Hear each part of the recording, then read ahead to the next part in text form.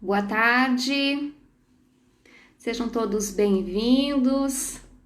O pessoal está entrando agora aqui, né? Estamos iniciando mais uma live do projeto MPMT e Você, um espaço de debate, né, do Ministério Público que nesta série, né, de 4 encontros fala sobre liberdade de expressão e democracia. Nós tivemos o primeiro encontro na semana passada e agora retornamos aqui hoje para falar sobre um assunto que está sendo bastante debatido, que é fake news e qualidade da informação. Meu nome é Tânia Halber, eu sou jornalista do DECOM. Sejam todos muito bem-vindos. Gostaria que vocês dessem um okzinho aí, se o áudio tá ok, se a imagem tá ok, porque nós vamos ter dois convidados hoje para falar sobre este assunto, né? Fake news e qualidade da informação. Professor Gibran, boa tarde, boa live para todos. Obrigada, professor. Hoje nós vamos estar recebendo a vice-presidente do Sindjor, Sindicato dos Jornalistas em Mato Grosso, a Magda Matos, que já está aqui online, né? Daqui a pouquinho ela vai estar entrando. E também vamos falar com o procurador regional eleitoral, o Dr. Pedro Melo Pochain. Os dois vão estar debatendo com a gente sobre este tema. É importante que vocês participem com suas dúvidas, com perguntas, o que vocês quiserem estar sabendo sobre este tema. Anderson está falando que está com um pouco de eco. Vamos chamar a Magda aqui para a gente ver se dá uma melhorada aí. Eu já estou com o fone para ver se melhora um pouquinho, tá? Eu vou chamar a Magda para a gente iniciar e ver se dá uma melhorada aí também, tá, Anderson? Deixa eu chamar aqui a Magda. Só lembrando, gente, nós fazendo essa live sem máscara, porque nós estamos em lugares isolados, né? Estamos cuidando da nossa saúde. Já chamei aqui a Magda, ela já vai entrar para estar participando conosco. Boa tarde, Magda. Boa tarde, Tânia. Seja muito bem-vinda a este nosso encontro, essa nossa live, para um debate muito produtivo, né? Espero que seja. Muito bem, o Sindjor, ele é parceiro, né, do Ministério Público nessa série de lives. Nós começamos terça passada, vamos continuar hoje e seguimos nas próximas 2 terças-feiras. Hoje, Magda, nosso tema é fake news e qualidade da informação. Quando a gente fala em fake news, notícias falsas, é importante lembrar que elas não são de hoje, né? Há registros aí de fake news, notícias falsas, essa prática há muito tempo, né? É lógico que com as redes sociais, as novas tecnologias, elas têm um alcance hoje muito maior. Então, acho que a gente podia começar falando um pouquinho isso, qual a definição, né? Como a gente poderia conceituar hoje, neste cenário, as fake news. Tânia, primeiro, muito obrigada pela oportunidade. Em nome do sindicato, em nome de todos os diretores do Sindjor de Mato Grosso, do Sindicato de Jornalistas de Mato Grosso, agradeço a oportunidade e a parceria com o Ministério Público. É um tema bem atual e ele tem repercutido de forma extremamente maléfica na atuação dos nossos profissionais, tanto aqui em Mato Grosso quanto no restante do Brasil, e temos caso mundo afora. Né? O jornalista é naturalmente atacado quando há algum tipo de repressão, porque nós representamos a voz das pessoas que não podem estar frente a uma câmera com um microfone na mão. Então, é natural que nesse processo de ataque à democracia, primeiramente seja atacado o profissional jornalista, né? Ele é um multiplicador de informações, então é por aí que começa sempre o ataque. A mentira, ela sempre existiu, ela é inerente ao ser humano. Desde Adão e Eva, desde Caim e Abel. Mas você está me escutando bem? Está me ouvindo Eu bem? estou te escutando, Magda. Chegou uma mensagem aqui falando assim: a imagem da Magda não está aparecendo. Está aparecendo, pessoal, porque para mim está normal, tá ok, tá boa o áudio, a imagem. Se puderem confirmar aí para a gente se a imagem agora. Ah, tá. Disse aqui, apareceu. Então, eu acho que tá ok, né? Se alguém puder dar mais um feedback aí pra gente, né? Vamos lá, vamos continuar. Tá ok aqui, ó, okzinho.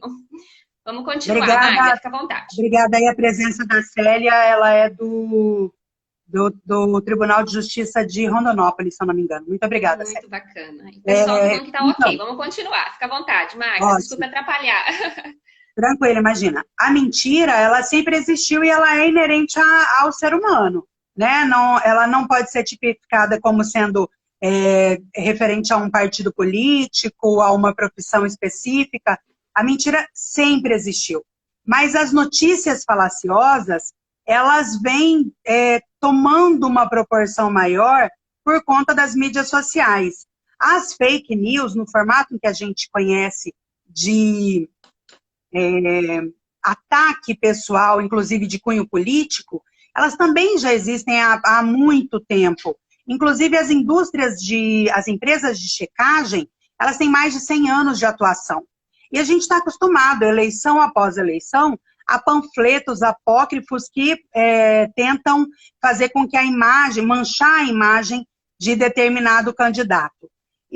Mas no formato em que a gente conhece, que tomou essa proporção gigantesca frente à internet, frente às mídias sociais, o que é exatamente a fake news? A fake news é um processo de desinformação que não é simplesmente uma fofoca muro a muro do seu vizinho.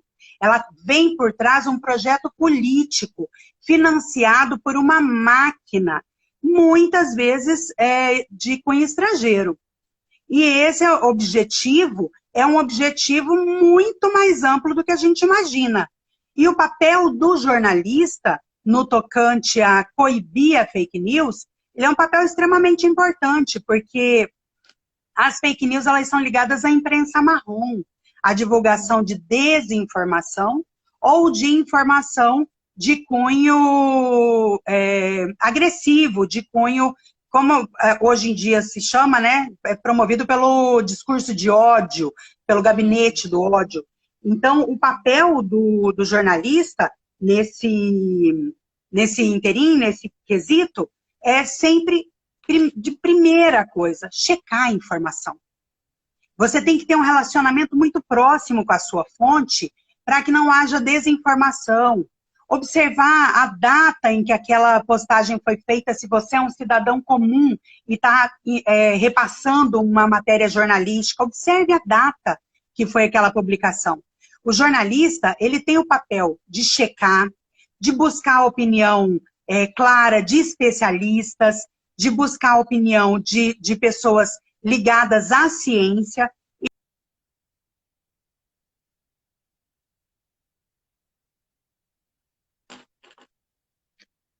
Acho que deu uma travadinha.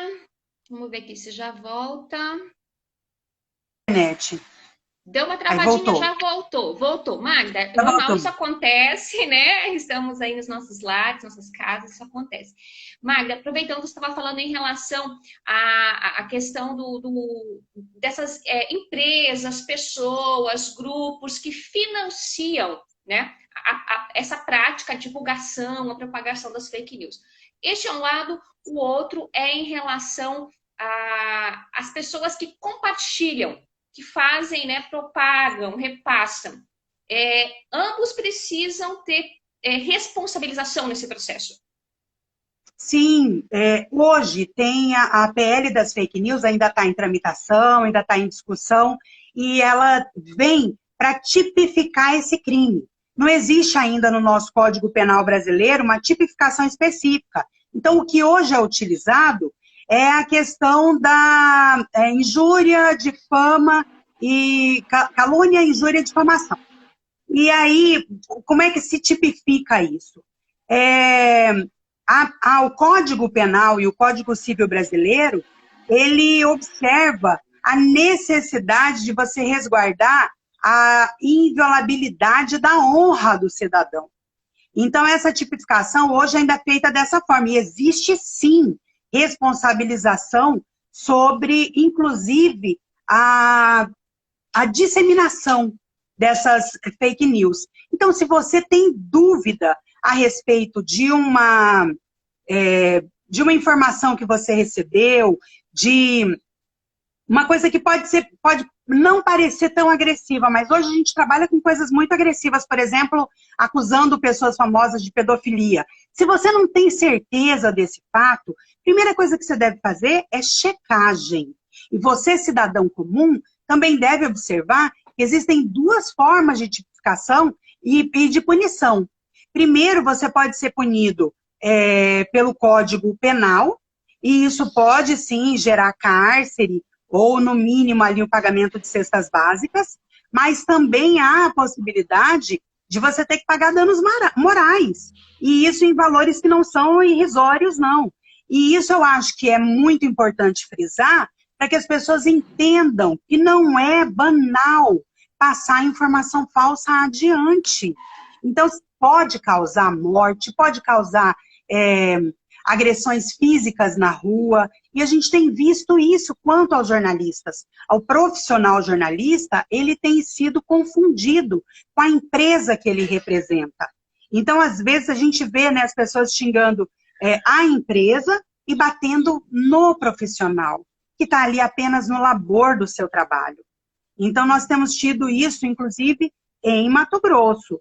Jornalistas que foram ameaçados de forma velada, mas com ameaça de morte por WhatsApp.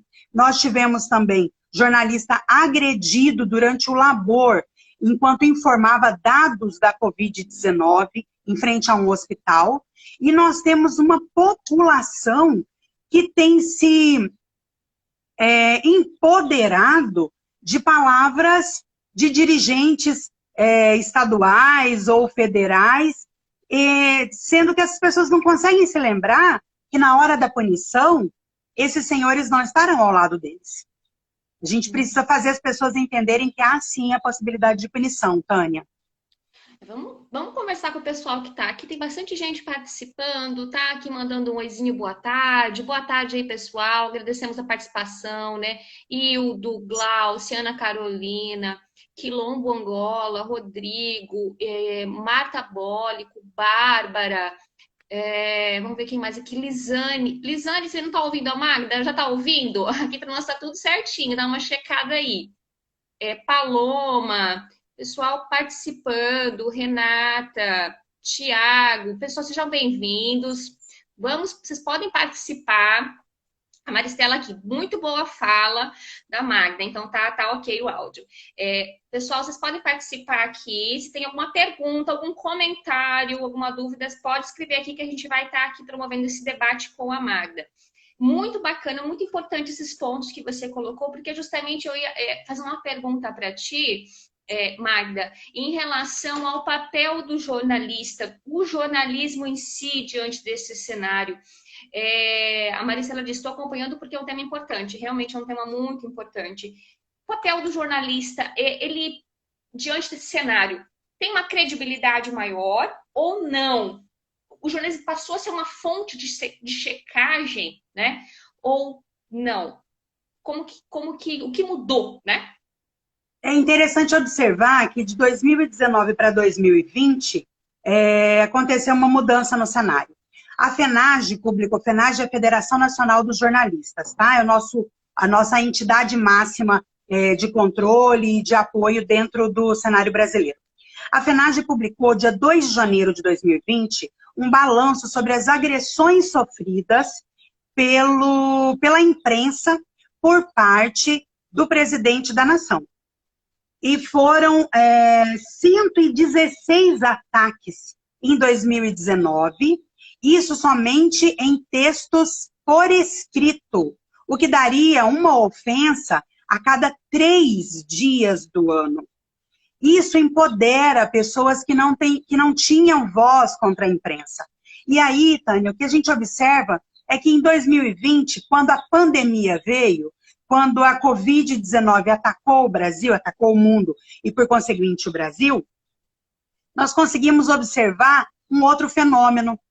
O fenômeno da recuperação da credibilidade da imprensa, da ciência, dos campos educacionais, e a gente observa que hoje, por conta do número de desinformação, de informações falsas com respeito a curas possíveis para a Covid, as pessoas estão voltando a se informar pelos meios de comunicação, pelos meios educacionais e científicos. O SUS voltou a ter valor, as pessoas começaram a entender a importância de um SUS público de qualidade, de uma educação que seja libertadora, que seja uma educação que faça com que as pessoas voltem a pensar com seu próprio cérebro e voltem a ter criticidade.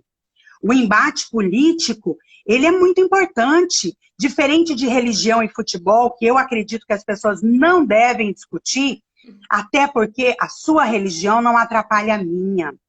O seu torcedor, o time que você torce, ele é bacana a rivalidade em campo, existem até campanhas de doação de sangue que os times de futebol fazem junto, a rivalidade é só em campo. Agora, a política, quando não se discute, ela atrapalha sim.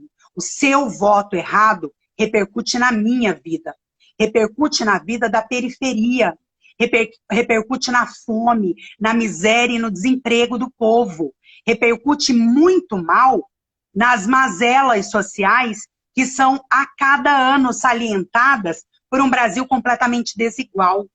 Então a gente precisa sim discutir política e discutir com serenidade, com o ouvido aberto às diferenças, às divergências. Fake news não vem atrelada a um partido político específico. Mas a gente precisa entender que há uma onda conservadora no mundo todo que está dando amplitude para isso. Vamos abrir o debate aqui. O Anderson, ele perguntou o seguinte: se você já passou por uma situação, já foi vítima de fake news, passou por alguma situação com fake news? Já. Eu já passei por algumas situações pessoais, que eu não vou citar, é bem pessoal mesmo, mas já sofri isso na pele e sei o tamanho da devassa que é feito. E quando você consegue o direito de resposta, ele não tem o mesmo impacto.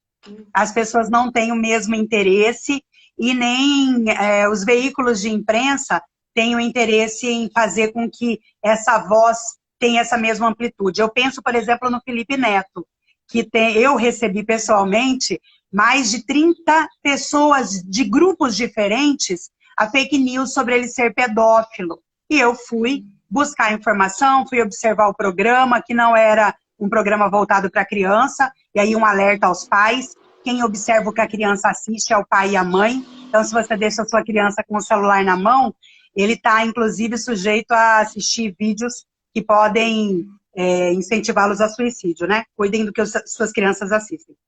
Mas a fake news, ela tem esse caráter extremamente doloroso, Tânia, porque é uma devassa que é feita na nossa vida e a gente não consegue, por mais tempo que passe, se libertar totalmente da dor que foi causada.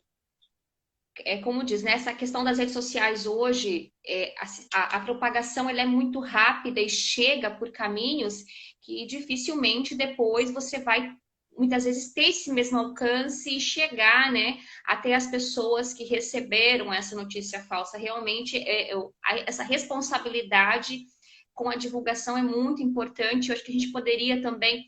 Vamos complementar aqui, Patrulha Maria da Penha, boa tarde, o pessoal está aqui acompanhando, Johan, Tiago, o pessoal está acompanhando, pode deixar seu comentário, sua pergunta aqui. Em relação a essa checagem, né, como que as pessoas podem fazer, Magda, mais orientando mesmo, né? Existem sites que fazem a checagem, onde também divulgam o que é fake news, o que não é, até que ponto que isso é verdade. É possível, existem maneiras de confirmar se essa informação ela é verídica antes de propagar, divulgar, e até, como você falou, situações muito graves, né, em relação aos indivíduos. Se você tem dúvida a respeito de uma informação que você quer divulgar, mas você não está muito certo se ela está correta, a melhor coisa que você faz é checar na própria internet. Existem empresas especializadas, e aí a gente tem vários sites, tem Fato ou Fake, tem a Lupa, tem várias empresas especializadas que você pode utilizar, mas se você colocar a palavra no Google, a expressão, o vídeo, o link do vídeo, e colocar ao lado. É É muito verdade? simples, né, Magda? É É só muito. colocar lá, você já vai ter o histórico sobre essa situação, se é fato, se existe. Eu sempre faço isso quando eu quero checar alguma coisa. Existem algumas características da notícia falsa, Tânia, que elas seguem mais ou menos um mesmo padrão. Elas pedem do início ao fim, divulgue, compartilhe 1000 vezes, mande isso para frente, é importante para a nação. E a pessoa, ela é vaga. Olá, meu nome é João e eu trabalho aqui no Hospital do Câncer de Cuiabá. É, tudo inventado, tá, gente? Agora, só um simulacro aqui. Mas ele não fala qual é exatamente a profissão dele, ele não diz o CRM dele, se ele é médico, ele não dá informações embasadas sobre quem ele é. É um vídeo que uma pessoa qualquer pode fazer, e aí você percebe uma informação que é vaga. E quando é texto escrito, Tânia, tem uma característica de ser tudo em caixa alta. Sempre tem partes em caixa alta. Caixa alta, meus amores, é grito. E uma pessoa que precisa gritar para se fazer ouvir, já desconfia. Já levanta a lebre, porque é importante que a indústria de checagem, ela tem muitas possibilidades. É só você buscar várias fontes, por exemplo, Tânia. Às vezes você não precisa nem pesquisar na internet. Você vai observar se um veículo de imprensa publicou, se outro publicou, faça a pesquisa. Agora, um fato interessante que aconteceu hoje pela manhã. Eu recebi uma notícia tristíssima, fiquei desorientada, porque eu recebi a notícia da morte do Dom Pedro Casaldáliga. E eu cheguei a chorar. E eu estava num grupo que discute política. E nesse grupo, uma voz se ergueu, agradeço, Cidinha, seu empenho em manter a verdade. E uma voz se ergueu e disse, não é fato. Estou conversando com as pessoas que estão ao lado do padre, do bispo. Ele não faleceu, o quadro dele está gravíssimo, mas ele não faleceu. E outras 3 pessoas, em contato com pessoas lá também na prelazia, insistiam. E demorou mais ou menos uns 15 minutos, isso já havia sido compartilhado por imprensa, a imprensa já mandou para a imprensa internacional, e aí a checagem, existe um código de ética que rege a sua confiança na sua fonte. Mas, ao mesmo tempo, a sua fonte precisa também checar. Ela precisa ter certeza absoluta do que ela está falando, e se você puder ter mais de uma fonte sobre o mesmo assunto, é importante. Ótimo. Se tiver aqui até um comentário aqui da Gláucia Ricardo, ela diz, acho que falta esse tipo de divulgação, de que as pessoas podem verificar. E a Dani Danchura colocou aqui o endereço, boatos.org. Obrigada, Boatos.org. Ela Dani. disse assim, dá para seguir pelo Facebook, eles postam várias matérias, né? Falando se é fake news, a veracidade, né, ou não. Ana Machado, oi, Ana. Yuri, ótimo exemplo, Magda. Mr. Anderson, show, Magda. Joyce, é muito triste isso. Ninguém checa as informações. A responsabilidade realmente do jornalista aumentou muito, né? Nesses Então, tempos. e dessa forma, assim, eu também quero lembrar aqui, Tânia, a respeito do Código de Ética Nacional que o profissional jornalista ele deve seguir. Aconteceu um fato aqui em Cuiabá, no dia 16 de abril, que eu fiquei extremamente abalada. Eu sou servidora da saúde também, eu laboro no MT Hemocentro, Banco de Sangue Público, e tenho muito contato com servidores de outros órgãos da saúde, outras desconcentradas da saúde. E faleceu no dia 2 de maio um servidor do Adalto Botelho. Antes da morte dele, no dia 16 de abril, uma empresa de comunicação daqui de Cuiabá divulgou a morte dele de forma precoce, 16, 17 dias antes dele realmente falecer, e a família tomou um choque porque ouviu a notícia da morte dele pela TV, e era fake. A pressa na hora de buscar o furo como foi hoje com a morte de Dom Pedro, o desespero para você ser o primeiro a divulgar, às vezes impede uma checagem mais apurada. O Sindijor teve contato com a família desse servidor, nós fomos avisados, 4 diretores foram informados, tivemos uma conversa muito próxima com a família desse servidor e entendemos que houve uma tentativa de reparo, mas como eu disse, o reparo ele é muito menor do que o dano provocado. É difícil fazer um reparo diante de uma situação dessas, né, Magda? Com Olha, tá certeza. muito bom aqui, já tem mais perguntas chegando, mas nós vamos ter que estar encerrando aqui, Magda, por causa do horário, né? Então, a gente vai seguir, né, o nosso debate hoje sobre fake news, qualidade da informação. Realmente é um tema que você passa horas falando, né? Muita coisa para falar. Eu gostaria que você pudesse essas considerações, Magda, tem até, talvez até respondendo aqui uma perguntinha, né, que o Juvenal fez, quando virá punição para as pessoas que espalham fakes, né? Então, se eu pudesse para encerrar, porque nós vamos continuar o debate, né, com o nosso outro convidado daqui a pouquinho.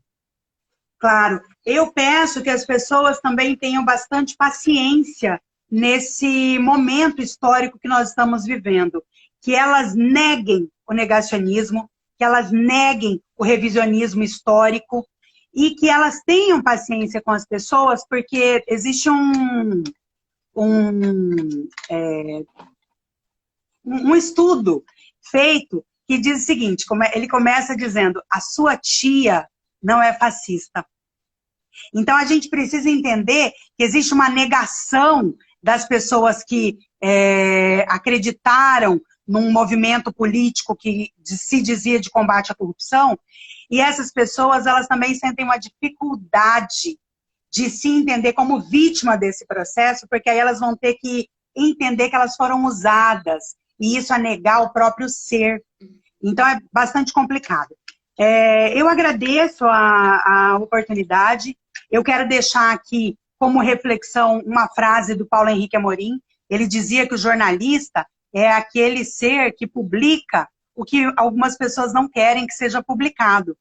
Então, a gente tem sempre que pensar que o jornalista ele deve, sim, ter um caráter histórico e político de incomodar, porque ele representa quem não tem voz, ele representa as pessoas que não conseguem chegar até os nossos governantes. E a fiscalização que nós, jornalistas, fazemos quanto ao uso do dinheiro público é muito importante. Então, agradeço a oportunidade, Tânia, agradeço a sua moderação, agradeço e peço que você e todos os jornalistas do Ministério Público e de todos os órgãos que a gente tem da comunicação aqui em Mato Grosso se filiem ao Sindijor. Fortalecer o nosso sindicato é o melhor caminho para ter um jornalismo mais ético, mais forte, mais coeso. Para deixar a minha última mensagem, eu também vou parafrasear novamente o Paulo Henrique Amorim. Tchau e boa sorte. Obrigada, Magda. Obrigada mesmo. Um debate muito rico e produtivo. Agradecemos em nome, né, de toda a equipe do Ministério Público, a sua participação, essa parceria com o Sindijor, que está sendo muito importante. Vamos continuar por aí, não paramos aí, né? Continuamos próximas semanas, tá? Obrigada. Vou encerrar aqui contigo agora, tá? Nós vamos agora, então, convidar o Procurador Regional Eleitoral, Dr. Pedro Melo Pochain, para estar continuando esse debate, uma continuidade. Obrigada, Magda. Tchau, tchau. Muito obrigada. Então, eu vou encerrando aqui com a Magda, lembrando, remover a Magda, que nós estamos falando sobre fake news, qualidade da informação. Agradecer a todo mundo que está aqui participando, que está aqui comentando, né, participando deste debate. E eu vou aqui convidar o procurador. Vamos ver aqui. Só um minutinho, estou digitando aqui. Vamos ver, será que ele já está aqui? Para a gente continuar esse debate, vocês podem fazer perguntas. Não estou encontrando aqui. Será que ele já está aqui? Vamos ver aqui. Se tiver, eu não estou encontrando aqui com o perfil. Vamos ver aqui. Será que o professor Dr. Pedro Melo Pochain, que Eu tinha visto já aqui participando. Oh, tá aqui. É que eu tô tentando chamar num outro perfil aqui. Vou chamá-lo aqui, procurador, só um minutinho. Vou chamá-lo aqui. Já estou enviando o convite e você que está participando. Só um minutinho. Já estou convidando o doutor. Vamos continuar então esse debate. Você pode participar, deixar seu comentário. Ele apareceu aqui, doutor. Boa tarde. Olá, boa tarde, Magda. Tudo bem? Seja bem-vindo. Um prazer aqui poder estar falando com vocês hoje. Muito bem. Então, nós vamos dar continuidade, né? Estamos falando com a Magda do Sindijor, uma discussão importante, né? Sobre fake news, qualidade da informação. O pessoal está participando, né, já enviando perguntas, e eu vou começar aqui com esse debate com o senhor, justamente uma pergunta que chegou até nós, que foi enviada pelo nosso Instagram, pelo Gustavo Faria Miranda. Ele perguntou assim: como combater as temíveis fake news, respeitando o princípio da liberdade de expressão? E nós vimos que esse foi um debate intenso, né, em relação ao projeto de lei que já aprovado no Senado, né, que é a Lei Brasileira de Liberdade, Responsabilidade e Transparência na Internet, que tem as normas para redes sociais, também aplicativos como WhatsApp e Instagram. Como que o senhor avalia essa legislação e esse limiar aí, então, da penalização, do combate e do princípio da liberdade de expressão? Veja, é realmente um tema muito interessante, porque além de ser o que nós efetivamente estamos vivendo hoje na nossa sociedade, é também um tema muito interessante sob a perspectiva dos próprios direitos que são envolvidos numa discussão dessa natureza. Porque quando nós temos, por um lado, a liberdade de expressão, nós temos um valor que acaba sendo fundamental ao exercício do próprio regime democrático. Algo que sempre fez parte dos debates sociais, essa discussão das melhores ideias, aquilo que na história antiga, na Grécia, seria a praça pública, onde as pessoas iam e ficavam debatendo. Hoje, por uma revolução digital, esse espaço migrou. Hoje, atualmente, não se faz mais, pelo menos nos grandes centros urbanos, esse contato corpo a corpo nas praças. Hoje, realmente, todo esse movimento de proliferação dos discursos e das ideias se dá no ambiente digital. E aí que nós entramos, portanto, dentro de algumas técnicas que acabam podendo ser utilizadas de formas de manipulação dos discursos, de mensagens, e, sem dúvida alguma, esse é um tema que tem uma grande repercussão. E, claro, o PL, agora que foi aprovado, ele nos coloca realmente com uma grande expectativa, porque é uma discussão muito nova, inclusive no mundo. Poucos países possuem uma legislação dessa natureza. É claro que quando a gente interpreta esse projeto, a gente busca associá-lo especificamente ao que nós estamos vivendo hoje, mas isso é algo que, para realmente digamos, os operadores do direito, que são pessoas que já estão, enfim, já tem outros exemplos históricos de legislações que são criadas para um momento específico e que muitas vezes, por seus termos frouxos, enfim, por especificidades não muito bem regulamentadas, acabam se tornando ameaças que não são previstas hoje, como dito, especialmente porque poucos países tiveram a pretensão de fazer uma regulação dessa natureza. Seria este talvez um dos motivos porque é tão difícil combater as fake news, porque a circulação não tem barreiras, não tem fronteiras, né? E aí quando você vem na penalização, na busca de responsáveis, você acaba às vezes barrando, né, na legislação de cada país? Com certeza, porque existe uma perspectiva cultural aí muito forte quando se pensa realmente a liberdade de expressão, né? Os limites que se tem ao discurso, porque a depender de certas culturas, isso pode ser mais amplo ou menos, a depender da história de cada povo, né? Como, por exemplo, nos Estados Unidos da América, lá se permite uma liberdade restrita de de manifestação e expressão, ainda que nessa mensagem se tragam discursos de ódio, né? Discursos racistas. É algo que, inclusive, pela Constituição norte-americana, se permite, porque eles têm uma percepção de que a melhor maneira de você erradicar as ideias ruins é deixá-las sobreviver por si próprias frente às ideias melhores. Então, eles entendem que, dentro de um mercado de ideias, as melhores prevalecerão. Então, enfim, isso, claro, é uma perspectiva histórica que vem desde a fundação do país. Quando a gente se dirige já num ambiente,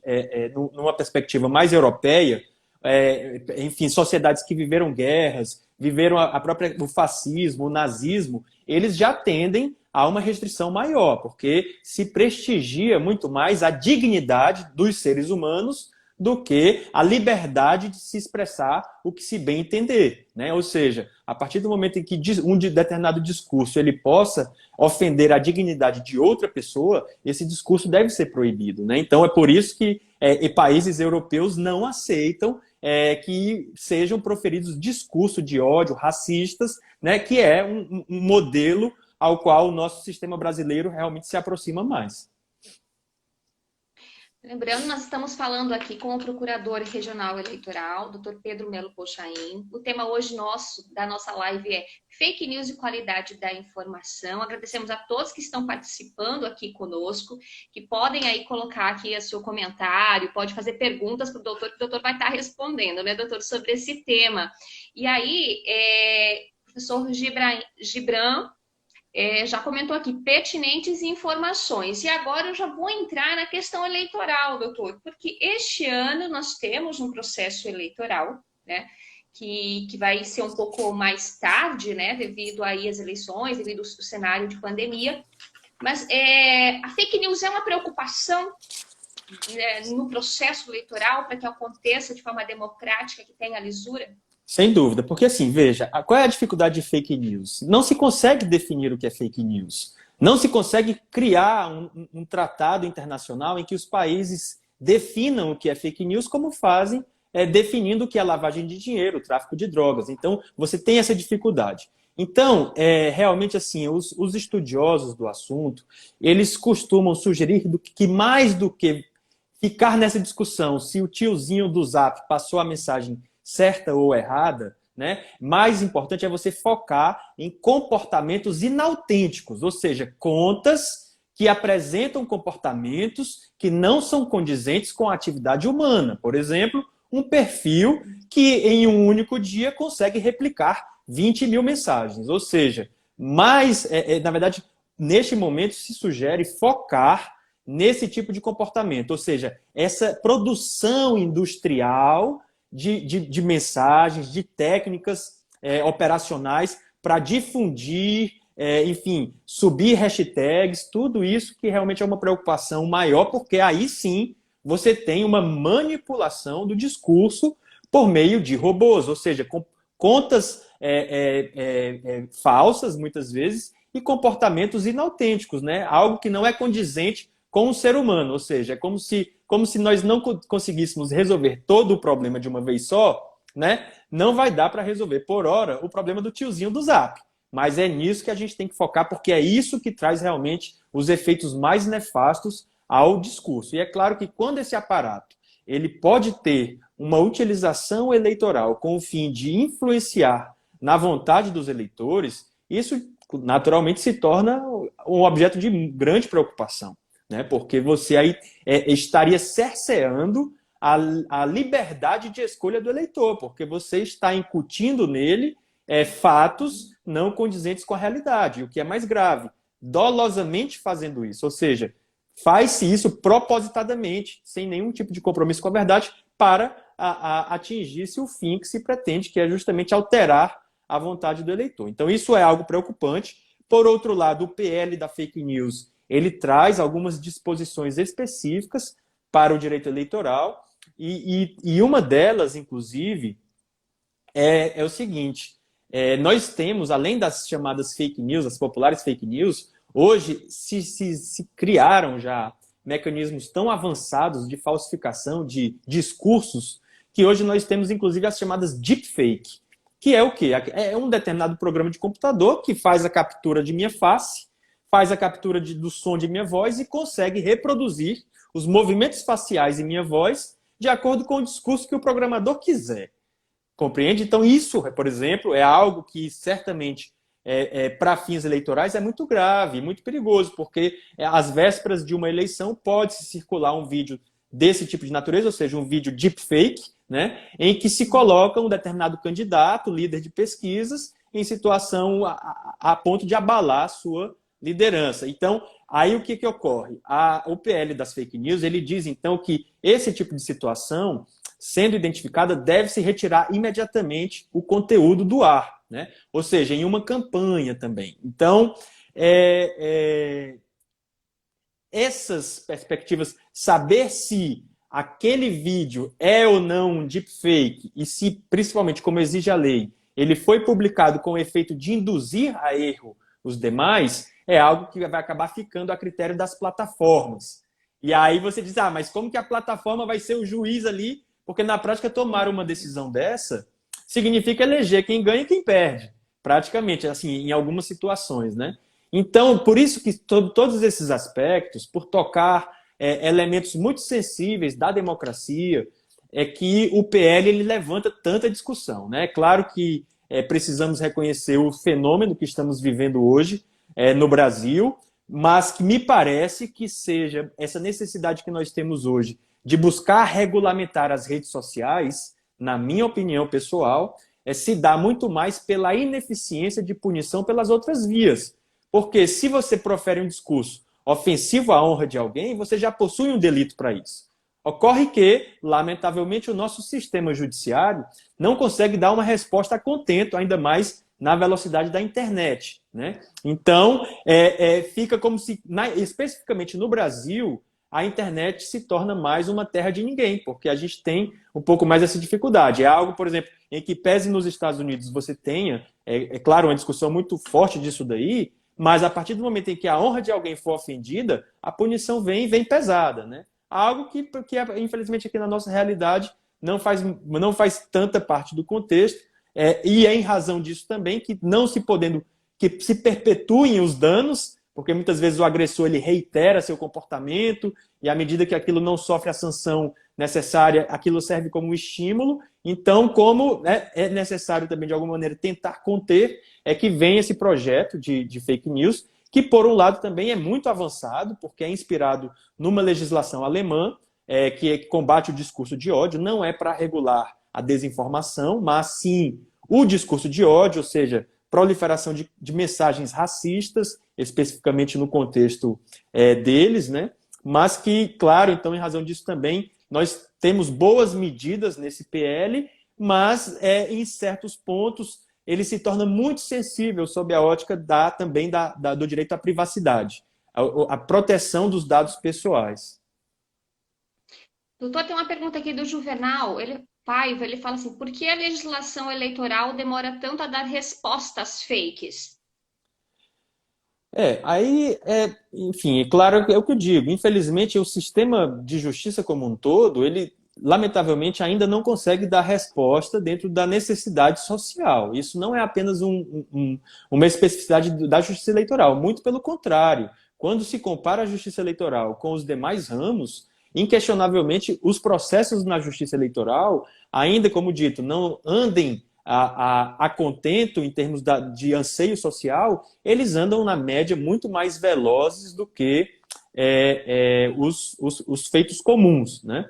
Então, sobre a necessidade de responder fakes, né, você pode apurar isso, por exemplo, num contexto de uma propaganda eleitoral irregular, né, uma propaganda antecipada, não necessariamente fake, mas uma propaganda irregular. Então, você tem esses mecanismos de remoção de conteúdo, direito de resposta, mas eu volto à questão, né? Quando você está numa véspera de eleição e lidar com esse fenômeno da viralização, porque antigamente era uma coisa, saía uma reportagem errada que no dia seguinte o mesmo jornal publicaria um direito de resposta.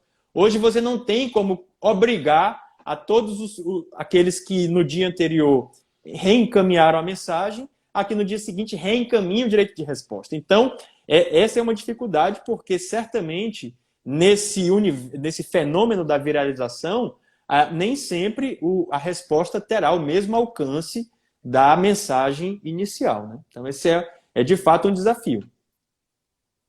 Nós temos recentemente, doutor, uma decisão do Facebook de remover, né, perfis considerados de robôs, né, que vinham espalhando aí, funcionando como uma indústria de fake news, né? Essa decisão, né, do Facebook, como que o senhor avalia ela, né, daqui para frente, até nos processos eleitorais? Seria uma sinalização de que é possível que isso seja feito, que isso tenha um alcance maior? Veja, o PL da fake news, como dito, ele traz assim alguns pontos que levantam muita atenção por serem interesses muito sensíveis à democracia e aos direitos fundamentais, mas também, por outro lado, indiscutivelmente ele traz boas propostas. Uma delas, inclusive, diz respeito a procedimento que as redes devem ter na hora de decidir pela remoção de um conteúdo. Então, hoje, basicamente, o moderador privado da rede social, ele, se deparando com um certo conteúdo, ele decide por sua remoção de maneira imediata.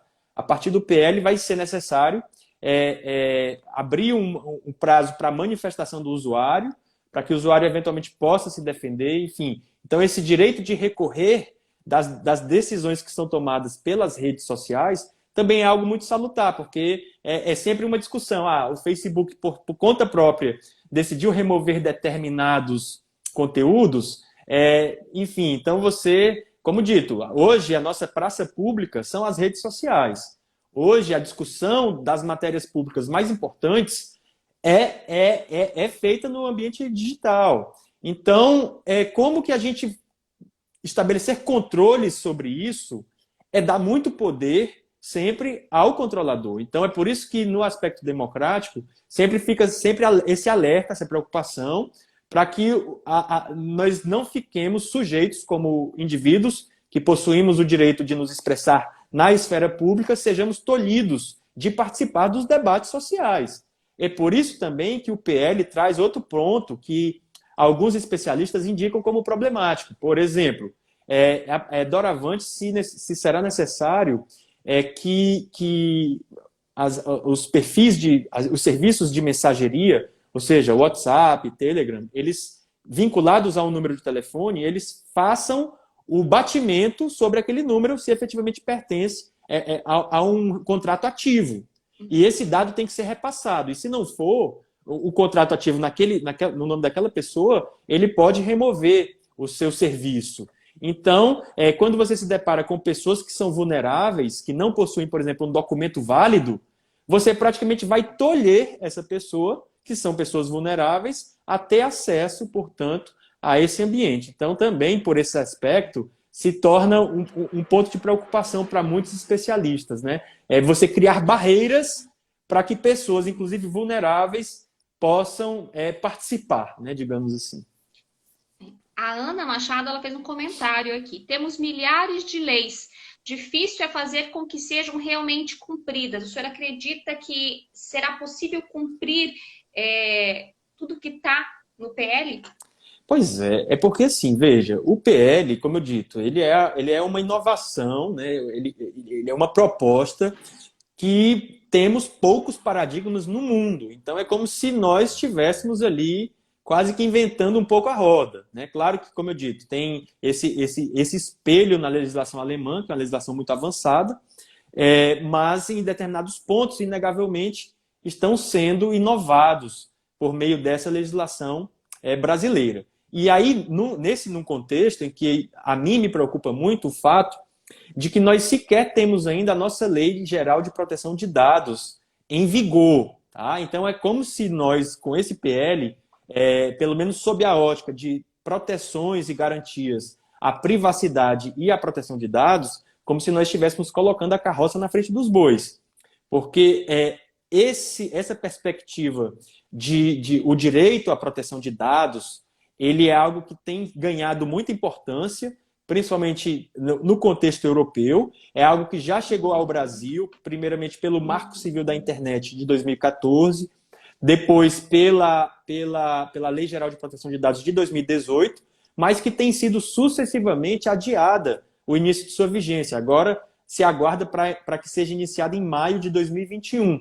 Então, isso são perspectivas que acabam dificultando a segurança sobre esse PL. Né? Como eu dito, o PL ele traz medidas para você rastrear os encaminhamentos em massa. Tá? Ou seja, alguns dados decorrentes daquele comportamento de reencaminhamento, eles são armazenados na plataforma, para que, eventualmente, futuramente, por uma necessidade de investigação, eles possam ser acessados.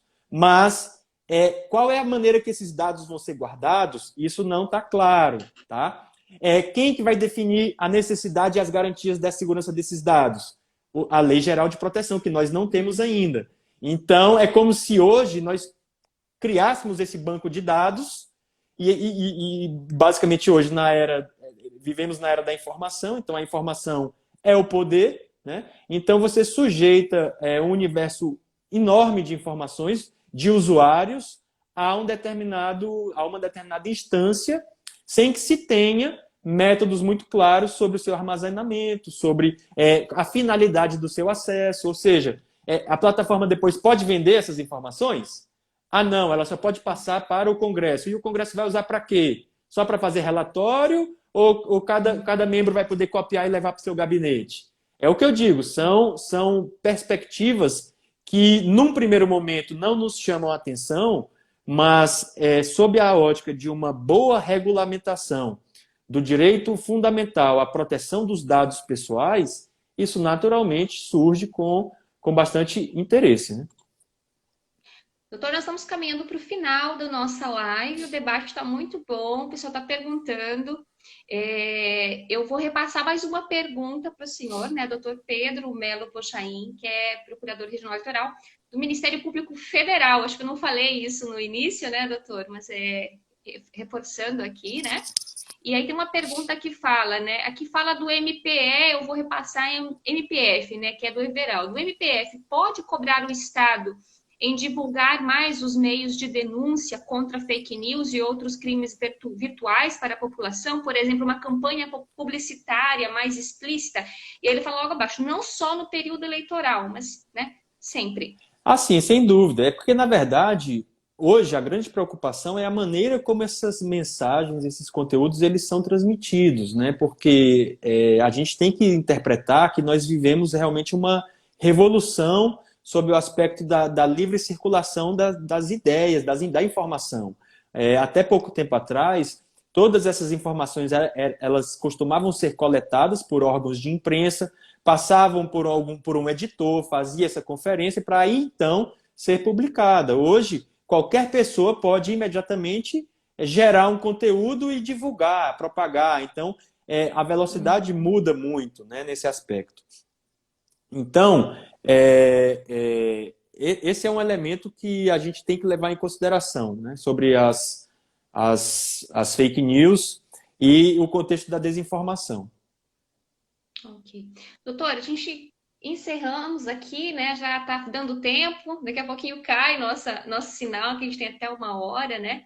Agradecemos muito a participação do senhor, de estar participando, esclarecendo, né, essa parceria aí com o Ministério Público Estadual, né? O senhor disposto a vir, a participar deste debate, enriquecer ainda mais esse debate, né? Deixar aqui esse espaço para o senhor fazer suas considerações e até mesmo, né, falar dessa importância da participação da população, né? Que também é agente em todo esse processo. Então, porque como eu até, enfim, iria complementar, acabei perdendo o fio, mas é o seguinte, qualquer cidadão, se deparando com os ilícitos que são promovidos em rede social, deve fazer um encaminhamento tal qual a conduta fosse praticada de uma outra forma, ou seja, é uma propaganda enganosa de uma empresa que busca ludibriar o consumidor, então nós temos os órgãos de proteção ao consumidor, o próprio Ministério Público também, que geralmente, seja no aspecto criminal, seja no aspecto de proteção ao consumidor, seja no aspecto eleitoral, é o fiscal da lei, né? Então, sempre o Ministério Público vai ser uma instância que possa receber essas denúncias por parte da população, independentemente de que seja apenas no período eleitoral ou não, né? Mas, enfim, em consideração final, eu gostaria de deixar, então, uma mensagem a todos que estão nos assistindo.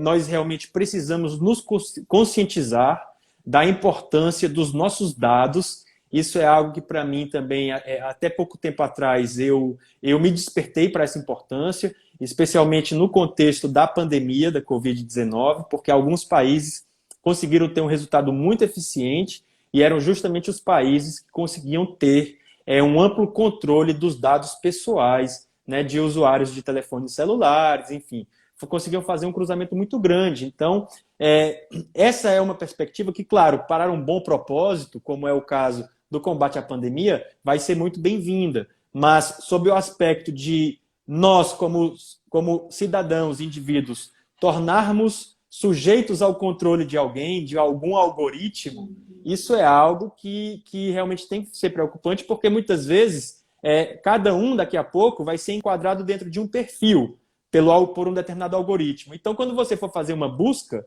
o algoritmo vai entregar o resultado daquilo que ele lhe enquadra, não daquilo que efetivamente você até poderia estar procurando. Então, é como se a sua vida acabasse sendo moldada pelos algoritmos, né? Então, lhe limitando ou lhe abrindo as possibilidades de acordo com esse funcionamento que muitas vezes não é tão bem esclarecido ainda. Então, por isso é importante essa conscientização de todos, que nós busquemos nos informar, inclusive tecnicamente, como funciona todo esse processo, porque é algo que nós cada vez mais precisamos nos familiarizar, até mesmo para a nossa proteção como cidadão, porque temos hoje nossas contas, estamos todos aqui agora nesse ambiente digital, né? Então essa é a realidade que a gente está sujeito.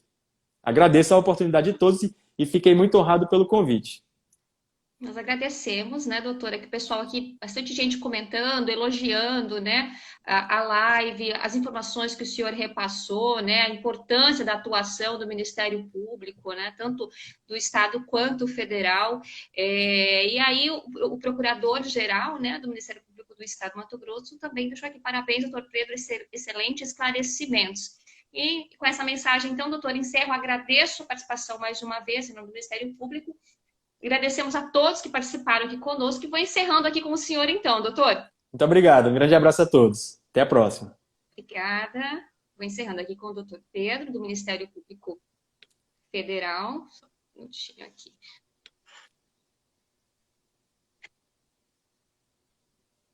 Não estou conseguindo encerrar com o senhor aqui, doutor. Então vamos encerrar. Vou encerrar a live com o senhor então aqui. Eu encerro. Na próxima terça-feira. Ah, sim. Obrigada, doutor. Próxima terça-feira a gente volta. O doutor saiu. Na próxima terça-feira a gente volta falando sobre esse assunto, né? E o tema vai ser Lei de Abuso de Autoridade e suas consequências. Já marca aí na agenda, já divulga aí para o pessoal estar acompanhando, né? Para a gente estar continuando este debate em relação à liberdade de expressão e democracia. Espero vocês. Essa live vai ficar salva tanto no Instagram do MP, quanto no canal do YouTube do Ministério Público do Estado de Mato Grosso. Então, você pode pegar o link e compartilhar também com os amigos, colegas de profissão, né? Que você acha que seria interessante aí debater sobre esse tema. Obrigada e até terça-feira que vem.